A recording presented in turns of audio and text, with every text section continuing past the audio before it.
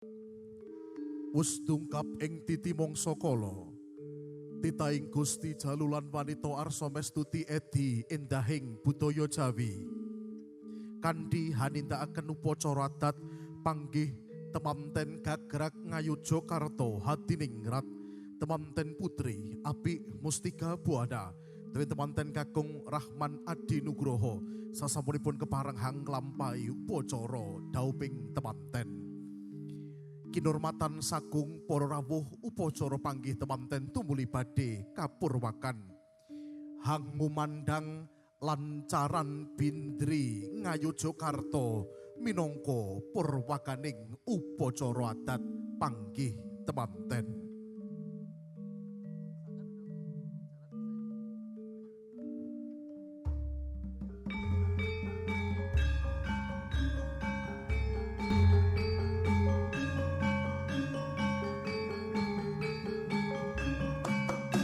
Kapurwakan paraga ingkang kepareng hangasta sanggan pamethuking temanten putri kinarya sulih sarira panjenenganipun Bapak Bandot Sujiyanto tuwin Ibu Astuti Endah hanglarapaken sanggan pamethuking temanten putri ingkang hawujud gedang raja gegadangan muga temanten sakloron tansah manggih raharja. Kinupeng lawe wenang ingkang hawarni pethak mugi Gusti ingkang Maha Wenang tansah rumeksa kayuwananipun temanten kekalih katiti preksa Ibu Asri Ratnawati jangkep srah sarana pamethuking temanten putri katampi sanggan pamethuk.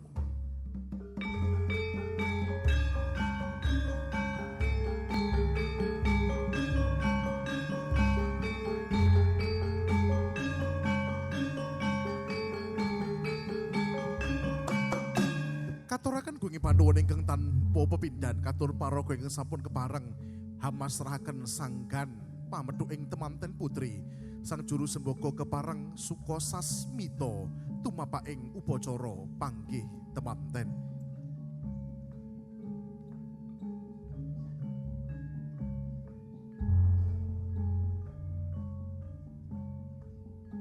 Tan pantoro dangu kawis tinggal tejo ingkang kinuwung Prabawa sayekti tejane temanten kakung kesampun keparang samapta gati sawega ing diri tumuju wonten ing madyaning sasana upacara.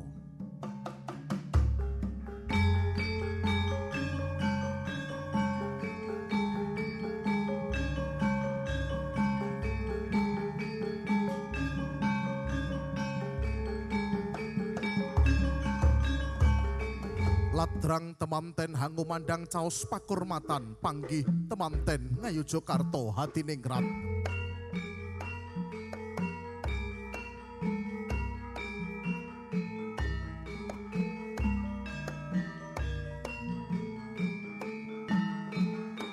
Kapurwakan kembar mayang miyos temanten putri kadherekaken tumuju wonten ing madyaning sasana upacara panggih temanten kembar mayang. Kayune purwa sejati pangira jagat godhong kinarya rumembe woh surya klawan tengsu dene oyate winastan bayu bajra miyos sekar kalpataru dewandaru kalpataru wijayandaru kalpa ingkang werdinipun langgeng taru ingkang werdinipun wit tetuwuhan ingkang langgeng nenggih katresnan sejati.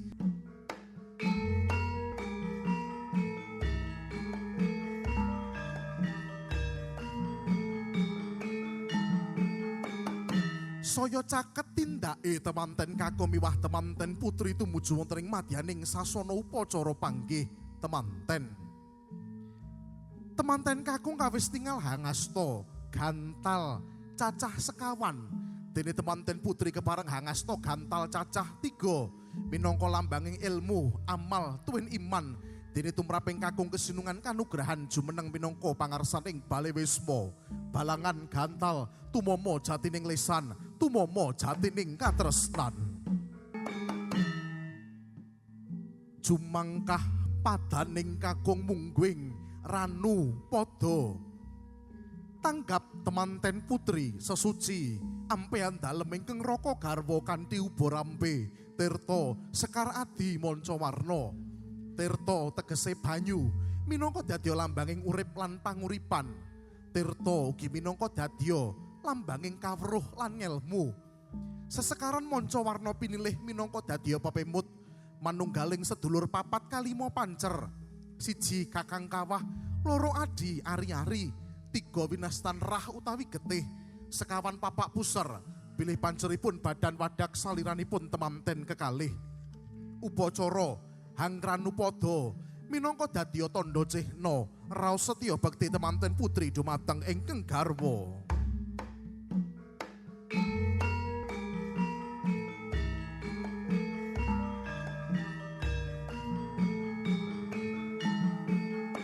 Kanthi donga pamuji krenteking ati ladiran pakarti ingkang tansah tinuntun dening budi pekerti ingkang utami kepareng jumeneng temanten putri pecah wiji dadi babar tumangkar wiji sejati.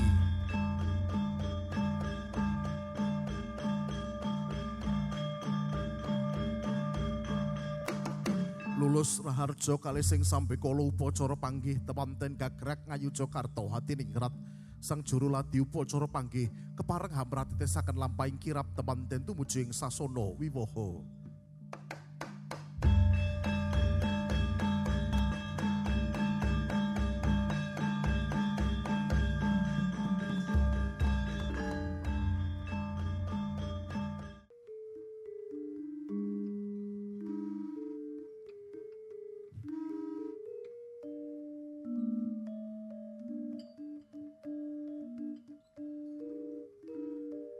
Lulus raharja lampahing upacara adat panggih temanten gagrag ngayojo karto hatiningrat jumeneng jajar sumanding temanten kakung miwah temanten putri arso hang lampahi upacara kirap temanten tumuju tering madyaning sasana wiwaha kepareng ngabyantara minangka sarana tulak bala abdi dalem edan edanan beksan nirbaya.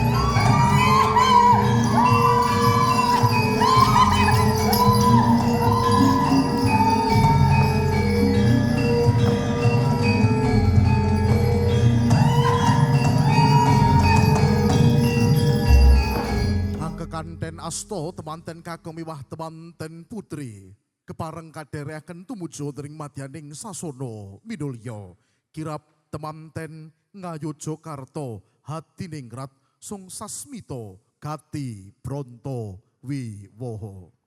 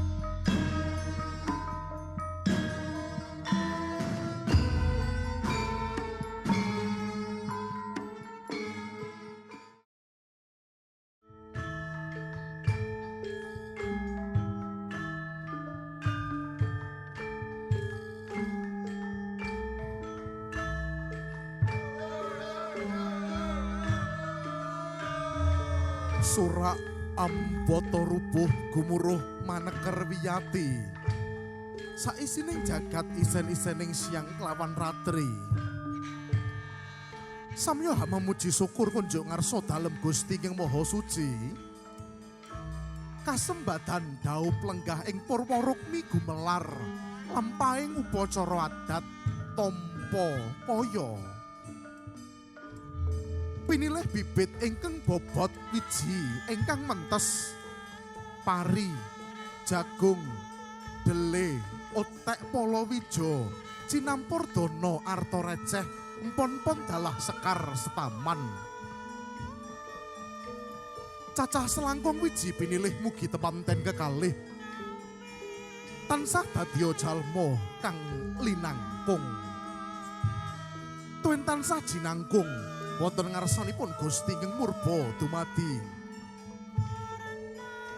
Tinampi ing pepangkoning garwa sayekti minangka dadya tuladha. Bilih wijining kakung hamung pantes tinampi ing putrinipun. Datan cicir hanampi kayaning kakung mratandani jejering garwa ingkang saged hamranata bale wisma. Garwa kang gemi, nastiti, lan ngati-ati, rigen, tegen, lan mugen. Jengkar saking sasana palenggahan temanten kekalih, kepareng hamasraken kawidagdaning tampa kaya katur tiyang sepuh kekalih. Semoga tumbuh benih-benih kebaikan yang nantinya akan bersemi, berbunga dan juga berbuah kebahagiaan untuk kedua mempelai. Mata uang kecil dalam prosesi tompo koyo mengingatkan kita bahwa tidak ada hal yang besar tanpa dimulai dari hal yang kecil. Tidak ada kesuksesan tanpa kerja keras dan tidak ada kepintaran tanpa belajar. Dan kini kita semua tahu bahwa dari rahim Ibunda Asri Ratnawati lahirlah seorang putri yang sehat dan cantik, yang pintar dan juga santun, Apik Mustika Buana. Dan atas kehendak Tuhan menjadi pendamping bagi lelaki yang sangat dicintainya, Rahman Adi Nugroho, putra dari Bapak Bandot Sujianto dan Ibu Astuti Endah. Kandining tumuwuh, salami wos awas eling marang lukitaning alam, surga di bawah telapak kaki ibu.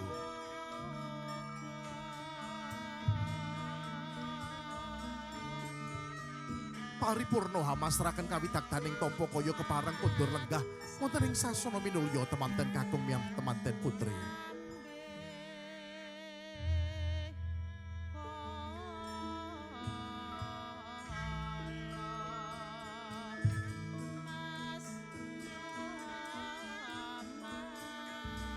Sesuci asto anggi cali salwiring sukerta mugi suker sakit sumingkir sirna larut manggiya rahayu widodo kalesa saking sambekala.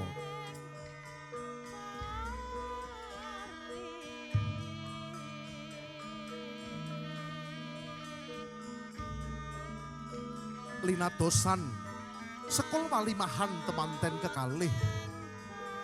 Upacara dahar walimah sekul punar hawarni jenar minangka dadya lambanging kamulyan kabagyan miwah katentreman.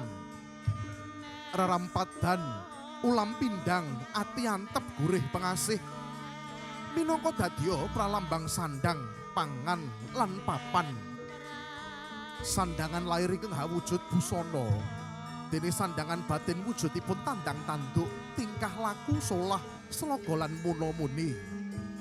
Mila tumraping bebrayan Jawi wonten paugeran ajining diri gumantung saka kedaling ladi ati ladi makarti ingkang tansah tinuntun dening budi pekerti ingkang utami. Ingkang angka kalih dahar walimah minangka dadya pralambang pangan. Dedaharan lair ingkang hawujud boga, dene dedaharan batin wujudipun pitutur lan wewarah, wewangsen, tepo, tulodo, jumbuh kalian piwucaling agami kang rinasuk.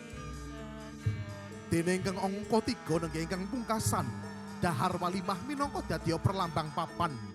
Papan lair ingkang hawujud wisma. Dene papan batin inggih punika swasana ingkang ayom tentrem jinem, bagya, mulya, langgeng, lestari ing donya tumekaning delahan.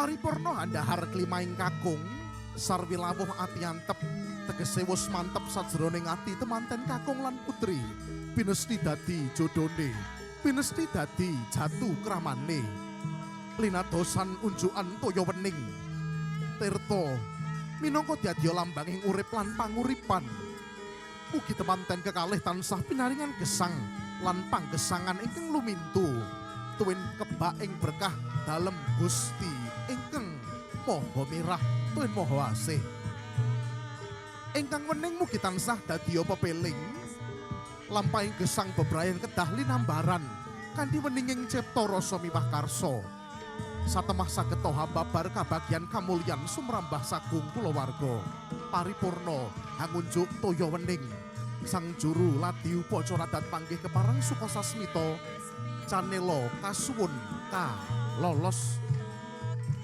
panjenenganipun inggih winantu ing pakurmatan Bapak Ari kasumanggaaken jengkar saking sasana palenggahan tumuju wonten ing sasana minulya kepareng hangadane lampahing upacara lolos duwung.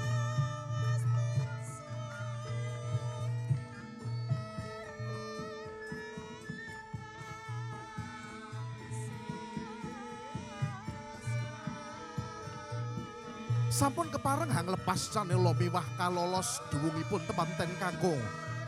Kiyo kepareng jengkar saking sasana palenggahan marepeki palenggahanipun ingkang rama miwah ibu kepareng hang aturaken sungkem pangabekti nyuwun idi pangestu.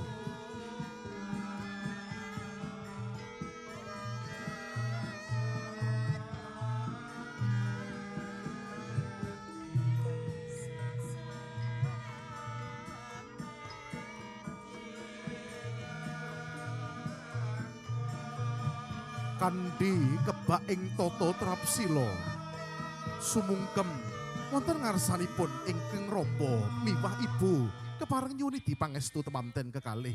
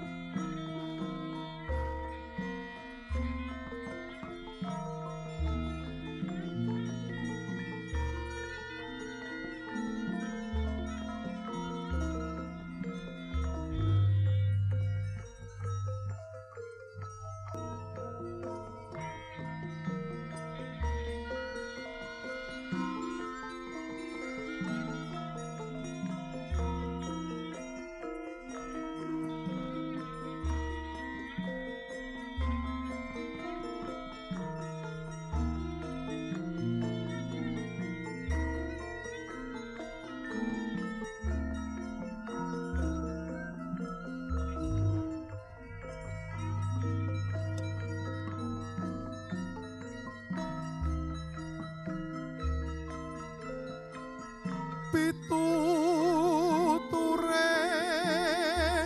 Ibu Rama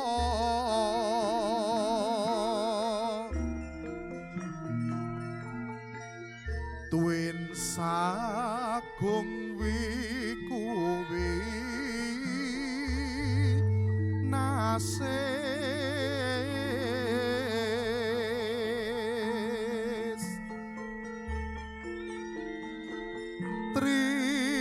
prakara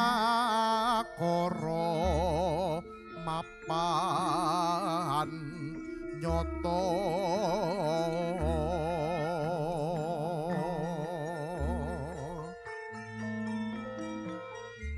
manungsa takkan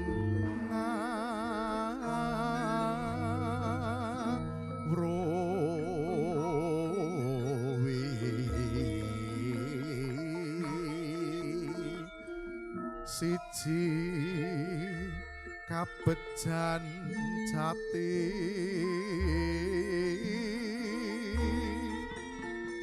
loro jodoh kaping telu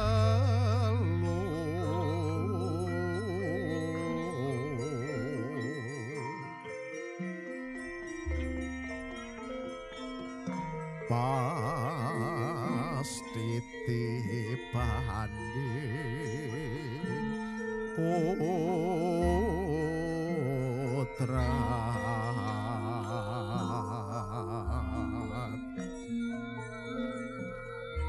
manungso hamung sadarmi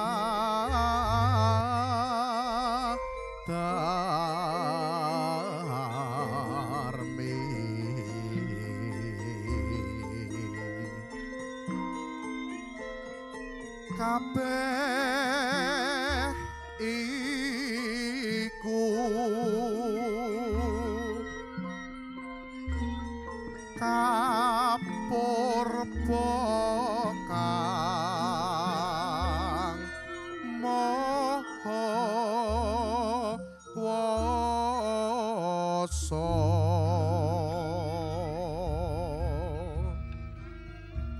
paripurna hangaturaken sungkem pangabekti konjuk panjenenganipun Bapak Joko Purwoko dan Ibu Astri Ratnawati kepareng jengkar tumuju wonten ing papan palermanipun Bapak Bandot Sujiyanto dan Ibu Astuti Endah kepareng hangaturaken sungkem pangabekti temanten kekalih.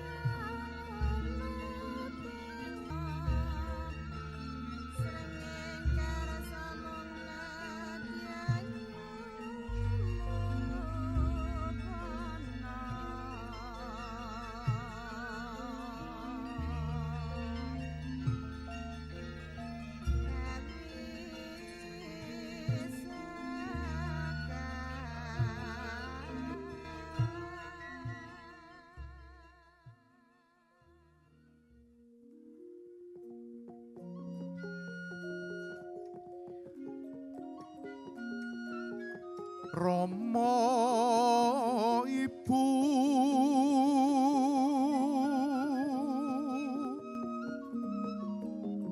lantarane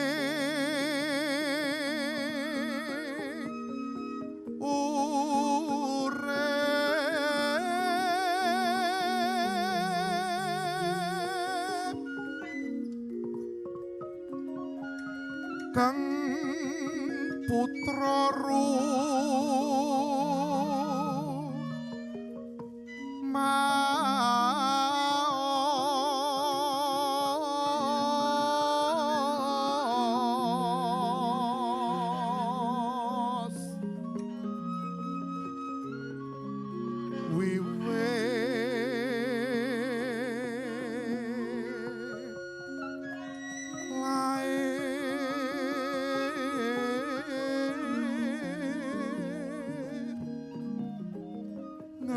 ngantos dinten mangke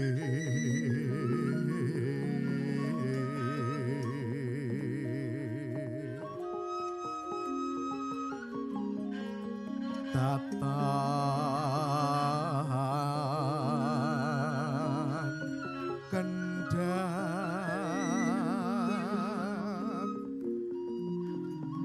genyo tresno asih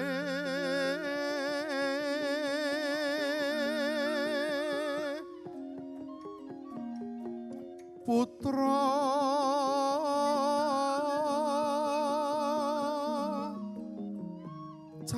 caos bekti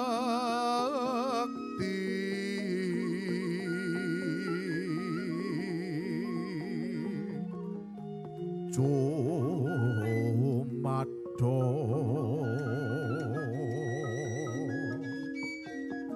pangestu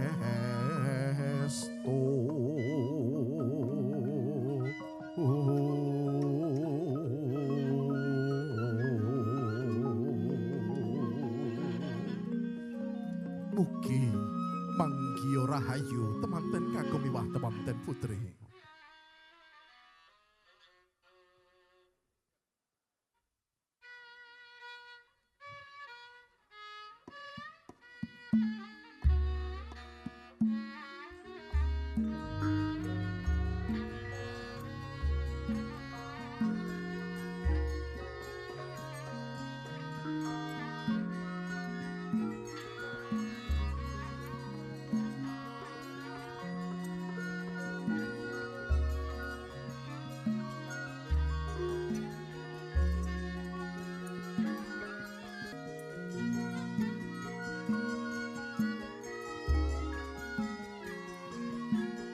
paripurna lampahing upacara adat panggih temanten Gagarak Ayu Jogarta ing kalenggahan siang punika katuraken gunge pandowan ingkang tanpa pepindhan katur sagung para rawuh kakung putri sinedahan ingkang sampun kepareng suka pakurmatan lampahing upacara adat panggih temanten dene kinarya hanjang kepi lampahing upacara adat panggih temanten kepareng ing kalenggahan siang punika Bapak Joko Purwoko tuwun Ibu Asri Ratnawati kepareng hanyebar udik-udik katur sagung para tamu ingkang kepareng rawuh.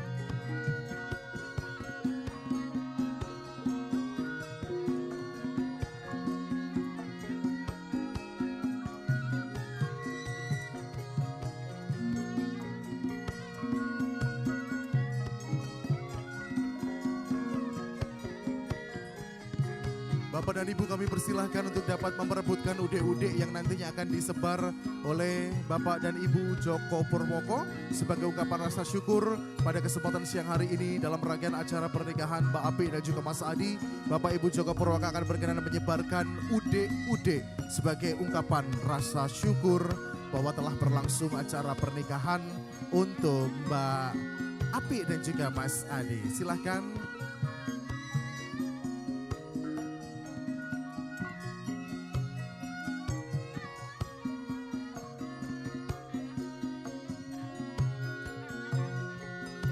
Dan marilah bersama-sama kita saksikan bersama tradisi begalan sebagai ungkapan rasa syukur keluarga Bapak Joko Purwoko beserta Ibu Asri Ratnawati dan juga segenap keluarga besan.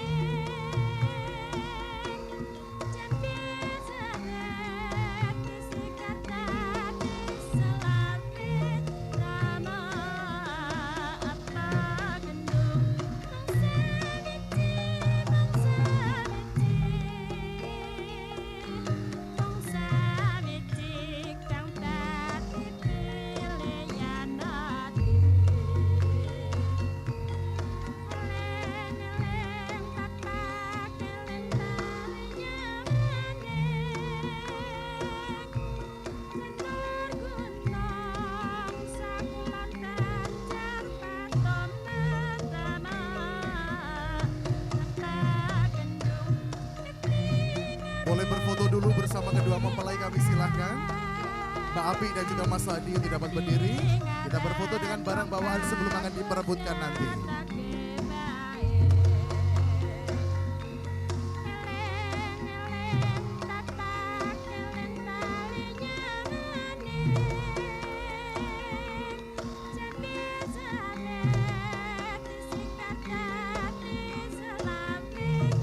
Sabar ibu-ibu yang mau dapat panci, mau dapat tempat minum, dapat teko, sabar. Sebelum ada aba-aba hitungan, jangan direbutkan dulu ya. Iya. Ibu-ibu kalau udah lihat panci bawaannya pengen nyomot aja ya. Asik. Siapa dapat panci?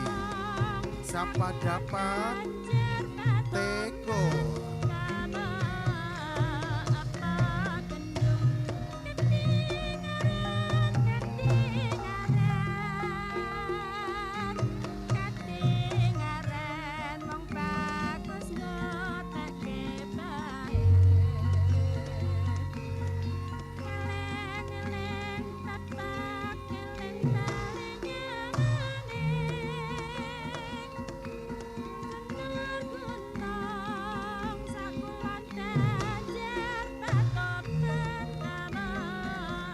Belum, sabar dulu, belum.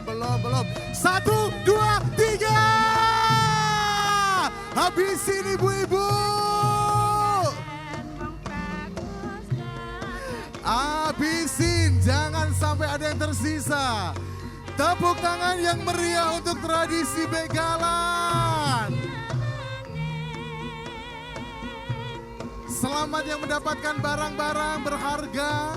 Yang belum dapat besok datang ke nikahan lagi, siapa tahu dapat barang bawaan ya. Terima kasih Bapak dan Ibu yang telah terus serta memeriahkan rangkaian prosesi upacara adat panggih pengantin Mbak Api dan juga Mas Ade.